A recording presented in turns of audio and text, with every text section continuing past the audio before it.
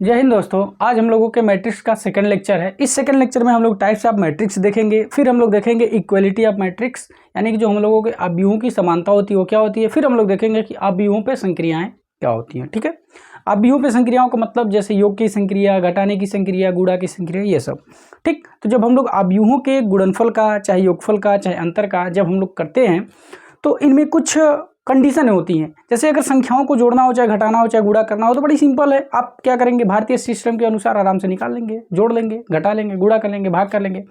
लेकिन जो अवयवों का योग होता है ना, ये साधारण तरह से नहीं होता। इसके लिए कुछ कंडीशन होती है। अगर उस कंडीशन को फुलफिल्ड करते हैं तभी जाकर के इनका योगफल, चाहे इनका गुणनफल, चाहे इनका अंतर, चाहे इनका डिवीजन पॉसिबल होता है।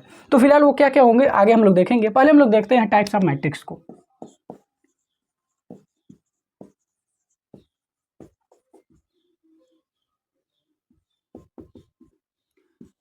देखिए, हम लोग चूंकि अप्लाइड मैथमेटिक्स पढ़ रहे हैं ना, तो अप्लाइड मैथमेटिक्स में हम लोगों को क्या करना है कि जो चीज़ें हम लोग इंटरमीडिएट लेवल तक पढ़ चुके हैं उसी को कैसे अप्लाई करना है, उनके बारे में हम लोगों को पढ़ना है। ठीक है, तो फिलहाल इसको हम लोग केवल डेफिनेशन देख लेते हैं कि क्या क्या होता है, कैसे कैसे होता है। जल्दी जल्दी में हम लोग एक बार रिवीजन कर लेते हैं।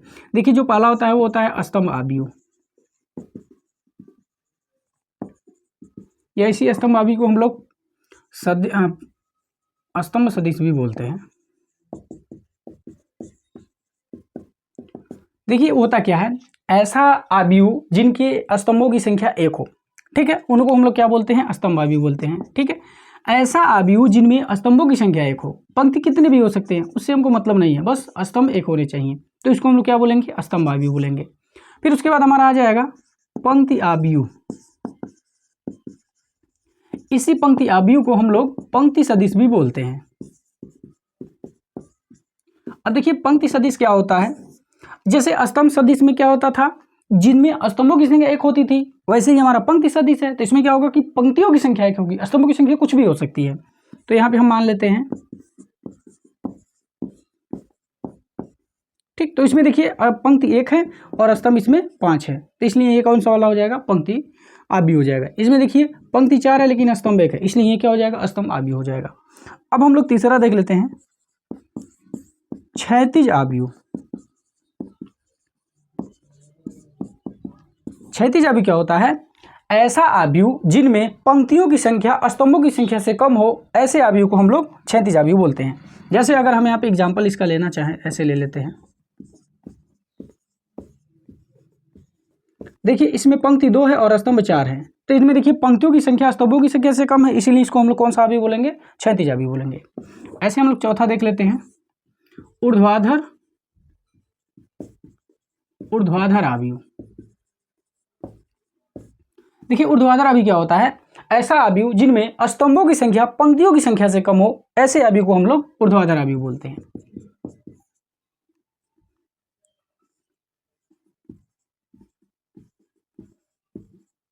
तो इसमें देखिए पंक्ति 3 है और स्तंभ 2 है, तो देखिए स्तंभों की संख्या पंक्तियों की संख्या से कम है, इसलिए इसको हम कौन सा वाला आव्यूह बोलेंगे, ऊर्ध्वाधर आव्यूह बोलेंगे।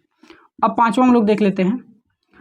देखिए, अब पांचों को समझने के लिए अभी तक जितने भी हम लोगों ने देखा, चाहे ये देखा, चाहे ये देखा, चाहे ये और चाहे ये, इनमें हम लोगों का पंक्ति और स्तंभ अलग अलग हो रहा था। लेकिन इसके बाद हम लोग जो देखेंगे वो ज़्यादातर देखेंगे स्क्वायर में, मतलब पहले वाले पंक्ति और ये जो दूसरा वाला स्तंभ, ये दोनों लगभग बराबर होंगे। तो इनमें कुछ चीज़ें हैं, उसको हम लोग पहले समझ लेते हैं। जैसे हमारा है वर्ग आव्यूह, इसमें कुछ छोटी छोटी चीज़ें होती हैं जिसको हम लोगों को समझना पड़ेगा। तो देखिए, वर्ग आव्यूह क्या होगा, ऐसा आव्यूह जिनमें पंक्तियों की संख्या और स्तंभों की संख्या बराबर होती है, उसको हम लोग वर्ग आव्यूह बोलते हैं। तो इसको अगर हम लोग लेना चाहें एक एग्जाम्पल के तौर पर, तो ऐसे ले सकते हैं। इसमें देखिए 2 पंक्तियां हैं और 2 स्तंभ हैं। ठीक, तो जब वर्ग आव्यूह हम लोग देख लिए कि पंक्तियों की संख्या और स्तंभों की संख्या 2 है, तो देखिए इसको रिप्रेजेंट करने का जो तरीका होता है वो कुछ ऐसे होता है। यहाँ पे इसको 2 बार न लिख करके हम अगर जैसे क्वेश्चंस में लिखते हैं तो इसको 2 गुणी 2 न लिख करके केवल 2 लिख देंगे, तब भी हमारा काम चल जाएगा, क्योंकि ये कैसा है, वर्ग आव्यूह है। तो ये 2 बार लिखने की जरूरत नहीं, केवल 1 बार लिख देंगे तो मतलब उसका समझ में आ जाता है कि हाँ, ये वर्ग आव्यूह ही लिखा गया है। ठीक, अब देखिए इसमें कुछ चीज़ें पाई जाती हैं जो वर्ग आव्यूह होता है। ये देखिए, यहाँ पहला वाला अवयव और लास्ट वाला अवयव को मिलाने वाली जो रेखा होती है, ठीक, इसको हम लोग बोलते हैं मुख्य विकर्ण। ठीक, और इस मुख्य विकर्ण पर जो अवयव आते हैं इसको हम लोग बोलते हैं मुख्य विकर्ण के अवयव। मुख्य विकर्ण के अवयव। आई बात समझ में? अच्छा, थोड़ा सा हम इसको अब बढ़िया से बताते हैं क्योंकि आगे पूरा का पूरा इसी का खेल है, तो इसको हम लोग अच्छे से देख लेते हैं कि इसमें कुछ क्या क्या चीज़ें आती हैं। जैसे अगर हम, क्योंकि अब पूरा का पूरा खेल इसी से है, वर्ग आव्यूह से ही है, तो इसको हम लोगों को अच्छे से समझना पड़ेगा। देखिए, अगर हम लोग 3/3 क्रम का एक आव्यूह ले लें, A11, A12, A13, ये आव्यूह लिखने का तरीका आपको बता ही चुके हैं। अगर आप लोग नहीं देखे हैं वो वीडियो तो देख लीजिए, आपको अच्छे से समझ में आ जाएगा कि कैसे हम ये 2 चाहे 2 3 लिख रहे हैं, ये सब चीज़ें आपको समझ में आ जाएगा।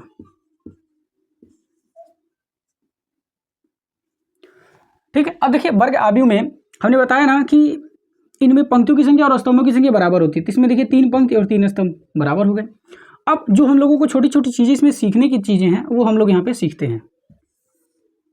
देखिए, ये रेखा क्या कहलाती है? ये मुख्य विकर्ण कहलाती है, यानी कि पहले वाले एलिमेंट्स और लास्ट वाले एलिमेंट्स को मिलाने वाली जो हमारी रेखा होती है, लाइन होती है, उसको हम लोग मुख्य विकर्ण कहते हैं। और इस मुख्य विकर्ण पर जो स्थित अवयव होते हैं उसको हम लोग बोलते हैं मुख्य विकर्ण के अवयव।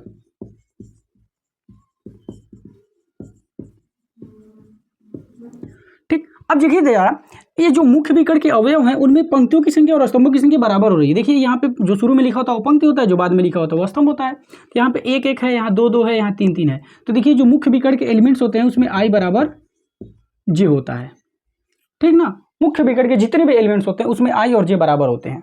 अच्छा, एक चीज़ और बता दें आपको कि इस तरह से जो लिखा गया है A12, इसका मतलब क्या हुआ? ये होल रूप में क्या कहलाएगा? ये अवयव कहलाएगा। और ये जो शुरू में लिखा होता है ये किसको रिप्रेजेंट करता है? ये पंक्ति को रिप्रेजेंट करता है। और जो बाद में लिखा होता है ये स्तंभ को रिप्रेजेंट करता है। आई बात समझ में? अब जरा देखिए, जब ये शुरू वाला पंक्ति को और ये बाद वाला स्तंभ को रिप्रेजेंट कर रहा है तो कुछ सिमिलरिटी आपको दिख रही है इधर वाले अवयव में। इधर वाले में क्या हो रहा है? मतलब इस मुख्य विकर्ण के ऊपर वाला और ये मुख्य विकर्ण के नीचे वाला है। तो मुख्य विकर्ण के ऊपर वाले जितने भी एलिमेंट्स हैं उसमें देखिए जरा, जो शुरू वाला है वो बाद वाले से छोटा है। इसका मतलब हम कह सकते हैं कि अच्छा, ये जो पंक्ति होता है इसको हम लोग I से रिप्रेजेंट करते हैं और ये जो स्तंभ होता है इसको हम लोग J से रिप्रेजेंट करते हैं। तो जरा देखिए, ये जो हमारे हैं ये छोटे नहीं हैं बड़े वाले से, मतलब J से, यानी कि जो मुख्य विकर्ण के ऊपर वाले होते हैं एलिमेंट्स वो सभी के सभी क्या होते हैं? I से छोटे होते हैं, यानी कि जो शुरू वाला होता है वो बाद वाले से छोटा होता है। ये आपको क्यों बता रहे हैं? क्योंकि आगे जब हम लोग ऊपरी त्रिभुजी आव्यूह चाहे निम्न त्रिभुजी आव्यूह पढ़ेंगे ना, तो उसमें आपको समझना पड़ेगा। जब तक ये चीज़ें आपको नहीं आई रहेगी तब तक आप उसका डेफिनेशन लिख ही नहीं पाएंगे। ठीक है ना? तो देखिए, डेफिनेशन 2 तरह से लिखा जाता है। एक तो आप कंडीशन लगा करके डेफिनेशन लिख दीजिए, या तो उसका जैसे हिंदी में आप परिभाषा लिखते हैं वैसे लिख दीजिए। ठीक है, तो आपको वहाँ पर जरूरत पड़ेगा जहाँ पर आप टेक्निकल चीज़ें यूज करेंगे। जैसे आप अगर कंडीशन के बेस पर परिभाषा लिखना चाहेंगे तब ये चीज़ें आपको समझ में आनी चाहिए, तभी जाकर के आप लिख पाएंगे। अगर ये कंडीशन आपको पता ही नहीं रहेगा, ये चीज़ें आपको पता ही नहीं रहेंगी, तब आप उसका डिफिनीशन लिख ही नहीं पाएंगे कंडीशन के बेस पर। उस तरह से परिभाषा के बेस पर तो आप लिख लेंगे, कोई दिक्कत नहीं हुआ, लेकिन अगर आप कंडीशन के बेस पर लिखेंगे तब आप नहीं लिख पाएंगे। तो इसके लिए आपको समझना पड़ेगा। ठीक है ना? तो ये हम बता रहे हैं कि जो शुरू वाला लिखा होता है वो बाद वाले से छोटा होता है। किस कहाँ पर होता है? मुख्य विकर्ण के ऊपर वाला। अब जरा मुख्य विकर्ण के नीचे वाला देख लीजिए। तो मुख्य विकर्ण के नीचे वाला देखिए, जो शुरू वाला है वो बाद वाले से बड़ा है। तो हम आराम से यहाँ पे कह सकते हैं कि यहाँ पे क्या हो रहा है? मुख्य विकर्ण के नीचे वाला I ग्रेटर देन J हो रहा है। ठीक है, तो यही सिमिलरिटी यहाँ पे होती है मुख्य विकर्ण में कि जो वर्ग आव्यूह में, कि जो वर्ग आव्यूह के मुख्य विकर्ण के एलिमेंट्स होते हैं उसमें I बराबर J होता है, और मुख्य विकर्ण के ऊपर वाले जितने एलिमेंट्स होते हैं उसमें I J से छोटा होता है, यानी कि जो पहले वाला है वो बाद वाले से छोटा होता है। इसीलिए हम इसको बोलते हैं I लेस देन J। और जो मुख्य विकर्ण के नीचे वाले एलिमेंट्स होते हैं उसमें I ग्रेटर देन J होता है। आई बात समझ में? तो ये कुछ सिमिलरिटी थी। अब जरा देखिए, ये जो हमारे अच्छा, उसको हम विकर्ण आव्यूह में आपको स्पष्ट कर दे रहे हैं। देखिए, विकर्ण आव्यूह, देखिए विकर्ण आव्यूह क्या कहलाता है? ऐसा वर्ग आव्यूह। अब देखिए, अब जितने भी आप परिभाषा बोलेंगे वो सभी के सभी हम वर्ग आव्यूह को ध्यान में रखते हुए बोलेंगे, क्योंकि इसके बाद जितने भी आएंगे वो सभी के सभी वर्ग आव्यूह में ही पॉसिबल होती हैं। ठीक, तो इसलिए जब भी हम उसका परिभाषा लिखेंगे तो उसमें वर्ग आव्यूह को हम इंक्लूड करेंगे। तो हम क्या, अगर विकर्ण आव्यूह बोलेंगे इसका परिभाषा तो क्या बोलेंगे? ऐसा वर्ग आव्यूह जिसके मुख्य विकर्ण के एलिमेंट्स क्या हो? कोई संख्या हो और इनके बाकी के एलिमेंट्स जो हो वो 0 हो, तो ऐसे आव्यूह को हम लोग क्या बोलते हैं? विकर्ण आव्यूह बोलते हैं। जैसे अगर एग्जाम्पल के तौर पर लेना चाहें तो ऐसे हम लिख सकते हैं।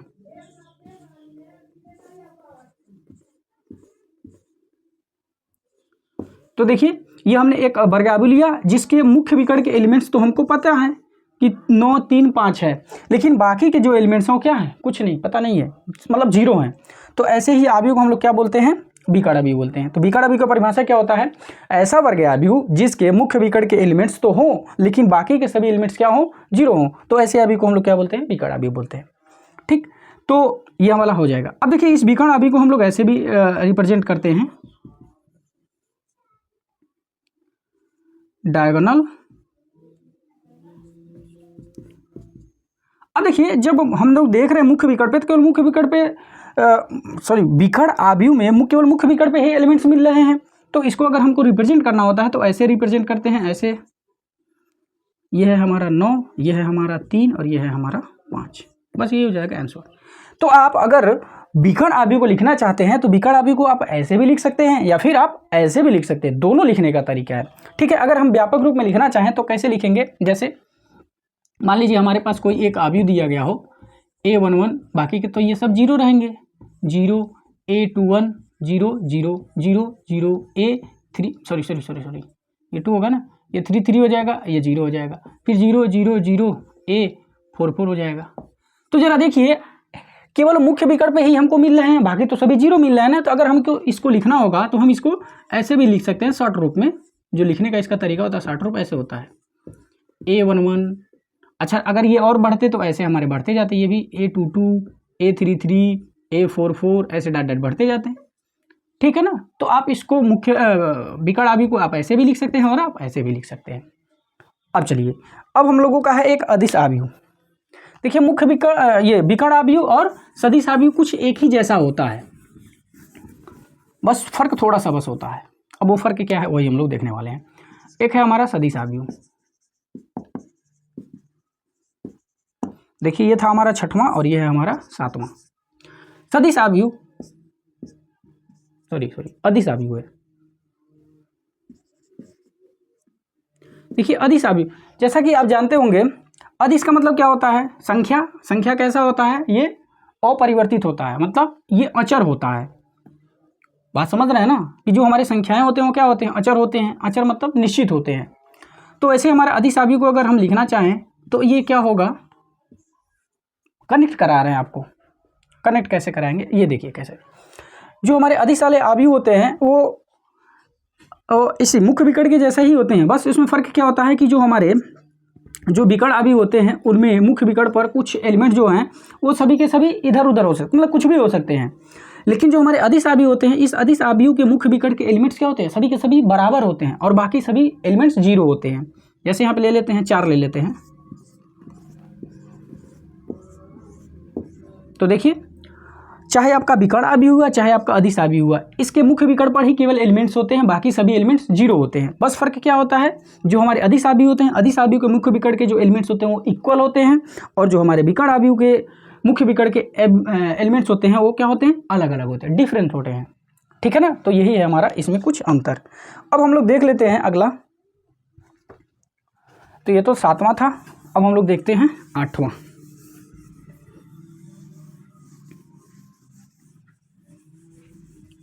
अगर आप लोगों को डिटेल में पढ़ना होगा तो ये क्लास 12th में हम पढ़ाए हुए हैं, उसमें आप बड़े डिटेल से आप पढ़ सकते हैं। क्योंकि हम लोग अप्लाइड पढ़ रहे हैं तो अप्लाइड में क्या डिटेल में पढ़ना है ना, कोई फ़ायदा भी नहीं होगा।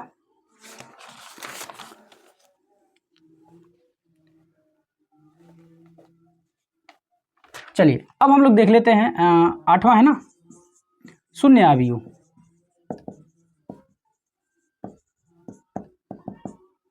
शून्य आव्यूह क्या होगा, ऐसा आव्यूह जिनके एलिमेंट सभी 0 हों उसको हम लोग बोलते हैं शून्य आव्यूह, और इसको रिप्रेजेंट करते हैं ऐसे O से। ठीक है ना, तो O बराबर क्या हो जाएगा, ऐसे 0 0 0 0। कोई भी आप एक आव्यूह ले लीजिए और उसके सभी एलिमेंट्स को 0 कर दीजिए, वो क्या कहलाएंगे, शून्य आव्यूह कहलाएंगे। इसका कोई उतना यूज है नहीं। अब हमारे आते हैं 9वें नंबर में।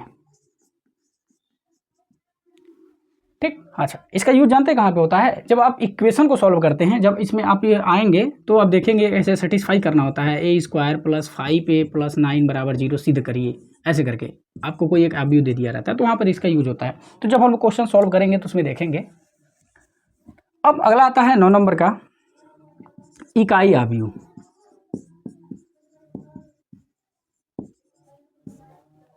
ये बहुत इंपॉर्टेंट है, ज़्यादातर यही यूज होता है आपका, ठीक। या फिर हम इसी को तत्समक आव्यूह भी बोलते हैं।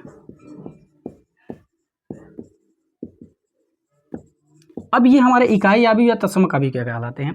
देखिए पहले तो हम लोग देख लेते हैं इसको रिप्रेजेंट कैसे करते हैं। तो इसको आई से रिप्रेजेंट करते हैं और जिस क्रम का ये इकाई आव्यूह रहता है वहाँ पे नीचे लिख देते हैं। जैसे अगर 3/3 का रहेगा तो यहाँ पे 3 लिख देंगे, अगर 2/2 का रहेगा तो यहाँ पे क्या लिख देंगे, I2 लिख देंगे, ठीक है ना। अगर हम इसको व्यापक रूप में लिखना चाहें तो इसको IN लिख दे रहे हैं, ठीक।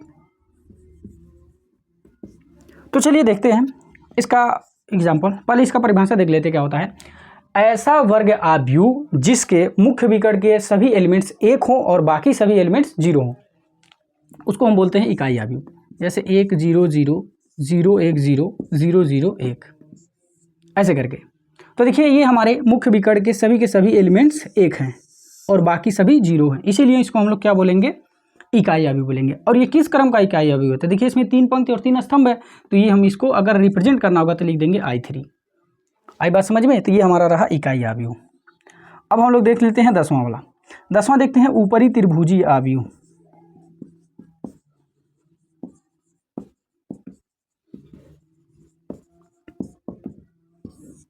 देखिए ऊपरी त्रिभुजीय आव्यूह क्या होता है, ऐसा वर्ग आव्यूह जिसके मुख्य विकर्ण के सभी नीचे के सभी एलिमेंट्स 0 होते हैं, ऐसे आव्यूह को हम लोग ऊपरी त्रिभुजीय आव्यूह बोलते हैं। जैसे उदाहरण देख लेते हैं, अभी आपको समझ में आ जाएगा। देखिए अब यहाँ पे हम दोनों उदाहरण दे देंगे, एक ऊपरी त्रिभुजीय आव्यूह का और एक निम्न त्रिभुजीय आव्यूह का। निम्न त्रिभुजीय आव्यूह, देखिए दोनों बहुत सिंपल होते हैं, समझना बहुत आसान है इन दोनों को। जैसे आप क्या करिए, एक बार ऐसे मुख्य विकर्ण पे 5 0 0 6 9 0 3 5 7 ऐसे ले लीजिए।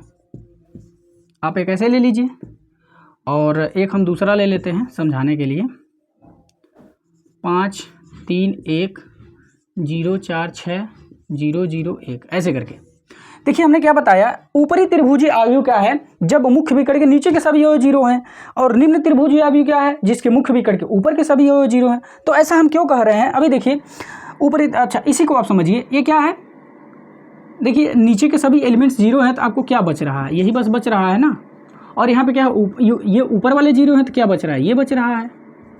तो जरा देखिए, जब नीचे के एलिमेंट्स 0 हो रहे हैं तो ऊपर की तरफ एक त्रिभुज बन रहा है, और जब ऊपर के एलिमेंट्स 0 हो रहे हैं तो नीचे की तरफ त्रिभुज बन रहा है।